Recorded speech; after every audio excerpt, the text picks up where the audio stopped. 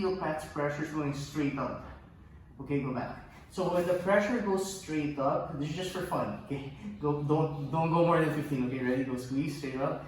This is where you back roll out of it. Okay, that's where you back roll out of it because the pressure is going up.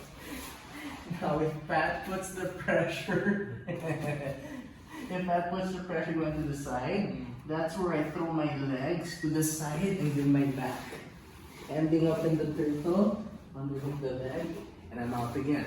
So I'm going with the energy. If Pat begins to put the pressure this way, yeah. So you start to squeeze down to the shoulder. That's where you line up with the spine, bridge, shove the elbow or shove the elbow down so you can get it in front and frame. And then once you frame, he's gonna try to come near me. He can't.